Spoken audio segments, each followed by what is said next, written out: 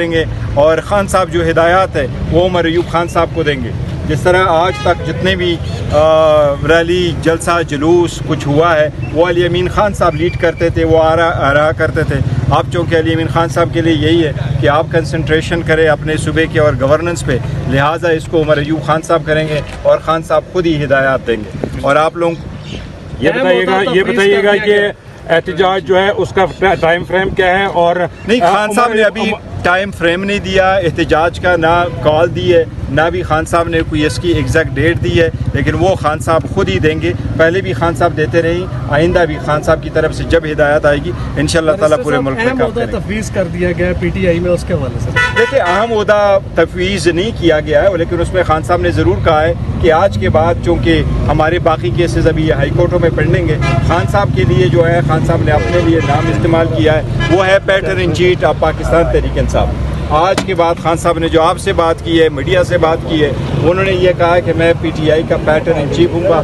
सारे फैसले पहले भी खान साहब करते रहे, अभी भी खान साहब ही करते रहेंगे, लेकिन खान साहब का ओहदा होगा patron in chief of Pakistan Tehreek Insaf rather than के फाउंडिंग चेयरमैन जब हम उनको कहा करते थे। आप चेयरमैन ही रहेंगे? आप चेयरमैन नहीं, चेयरमैन तो मैं तब तक जब तक खान साहब बाहर नहीं निकलते तो वो चेयरमैन तो मैं हूँ, लेकिन हमारे चेयरमैन और कायद पार्टी का और रहनुमा सब कुछ खान साहब ही थे, खान साहब ही है और खान साहब ही रहेंगे। वही लीडर थे, चाहे वो जेल में जेल से बाहर है। लेकिन आपके हवाले से खबरें गर्दिश कर रही हैं कि आपको चेयरमैनशिप से हटाया जा रहा है। नहीं, ये बिल्कुल खान साहब ने बड़ा कैटेगोरिकली कहा है और ये वो लोग कर रहे हैं जब भी हमारा कोई केस पेंडिंग हो, जब भी हमारा कोई ऐसा इशू आ जाता है, क्योंकि लोगों को पता है कि अगर सरबराह पार्टी का नहीं रहता तो हमारे ऊपर इसकी क्या इम्प्लिकेशंस है। इसलिए ये सारे के सारे लोग जो है वो बेसलेस अफवाहें फैला रहे हैं ताकि पार्टी में कन्फ्यूजन रहे। और जिसने हमने स्ट्रगल की अपने सर्टिफिकेट के लिए और इलेक्शन के लिए, और इलेक्शन हमने उस तरीके से करवाए थे कि किसी पॉलिटिकल पार्टी ने ऐसे नहीं किए,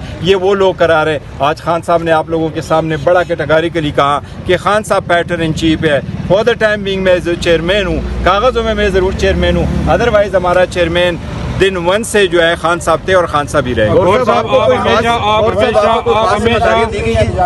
एहतजाज के हवाले से देखो, इस मरतबा हमेशा से एहतजाज की जिम्मेदारियाँ अली अमीन खान गंडापुर साहब के साथ थी। फ्यूचर में अगर कोई होगा तो वो देखो हिदायत डिफरेंट होगी, क्योंकि इस मरतबा खान साहब के मुताबिक कोई ऐसे रैली वगैरह नहीं निकलेगी जो एक ही जगह पर आए। जिस तरीके से पहले सारे के सारे इस्लामाबाद की तरफ आते थे तो वो एक रैली हुआ करती थी। अब खान साहब कह रहे हैं कि पूरे मुल्क में होगा, तो मुख्तलिफ पूरे मुल्क में जब होगा तो मुख्तलिफ लोग अपनी। बैरिस्टर साहब, आप हमेशा बातचीत के हक में रहे हैं शुरू दिन से, ये बताइएगा कि क्या ज़रूरत पड़ी है, क्या वजह हुई है खान साहब को एक मरतबा फिर एहतजाज की तरफ जाना पड़ा? और खान साहब ने अपनी पार्टी लीडरशिप को भी चार्जशीट किया है कि जो पार्टी लीडरशिप को करना चाहिए था, जो हिकमत अमली बनानी चाहिए थी, उस पर खान साहब की रिजर्वेशंस हैं। नहीं, सो पार खान साहब ने रिजर्वेशन नहीं किए। खान साहब को अपनी पार्टी का पता है कि खान साहब की पार्टी, उनके वर्कर सपोर्टर मेंबरान ने बड़ी कुर्बानियाँ दी है, चाहे वो KPK के हैं, चाहे वो पंजाब के हैं। लोगों ने करोड़ों की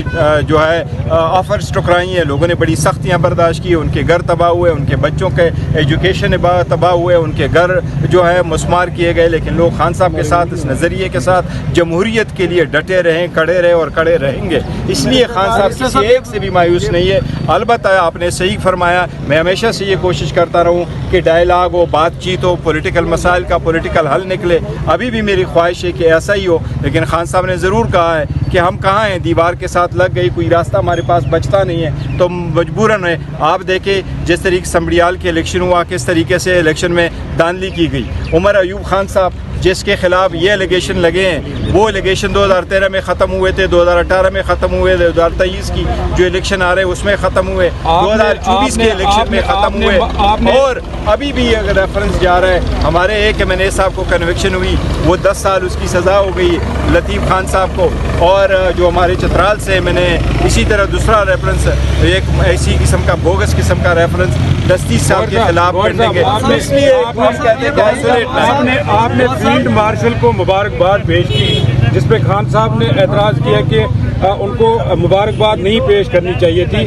जाहिर बात है, इस तरह तो आप नहीं समझते कि खान साहब से जिस लचक का मुजाहरा किया जा रहा है वो नहीं कर रहे? देखें, नहीं, खान साहब लचक का मुजाहरा कर चुके हैं और खान साहब ने बहुत ज़्यादा लचक का मुजाहरा किया है। हमारा मैंडेट चोरी हुआ, खान साहब ने कहा बातचीत करो।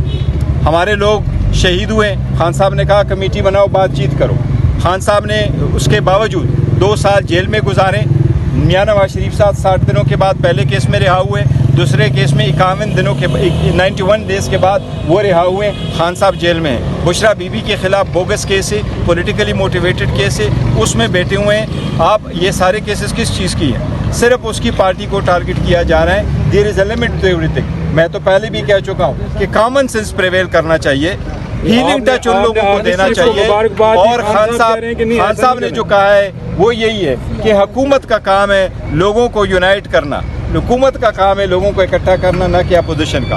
हम तो अपोजिशन का रोल प्ले कर रहे हैं, लेकिन जब पाकिस्तान की बारी आई हमने खड़े होकर के पाकिस्तान का साथ दिया और साथ दिया है। दूसरा साहब ये फरमा दें कि कॉमन सेंस की आप बात करते हैं, तो ये क्या कॉमन सेंस नहीं है कि पीटीआई एहतजाज और मुल्की मईशत को नुकसान पहुंचाने के अलावा कभी भी नहीं देखो हम किसी सूरत पाकिस्तान को नुकसान नहीं पहुंचाने वाले हैं, हम किसी सूरत पाकिस्तान की मईशत तबाह करने वाले नहीं। हम तो उनका पॉइंट आउट करने वाले हैं कि इनमें से ये खामियां इसको ख़त्म करो। और हम तो पॉइंट आउट करने वाले हैं कि अगर हमारा राइट है प्रोटेस्ट करना, पीसफुल प्रोटेस्ट करना, तो वो हमारा राइट है और हम परफॉर्म करेंगे और इंशाल्लाह ताला जमहूरियत ही के खातिर करेंगे, खान साहब की रिहाई के लिए करेंगे। देखिए अदालतें कभी केसें नहीं लगवाती, केसेस लग जाए तो डेट नहीं मिलती, डेट मिल जाए तो सुनवाई नहीं होती, सुनवाई हो जाए तो वो नहीं हो रहा, ये इंसाफ नहीं मिल रहा। हमारा केस है, सुप्रीम कोर्ट ने फैसला कर लिया, 13 मेंबर बेंच ने डिसीजन दिया, 15 महीने हो गए आपने उस केस को तो इम्प्लीमेंट नहीं किया।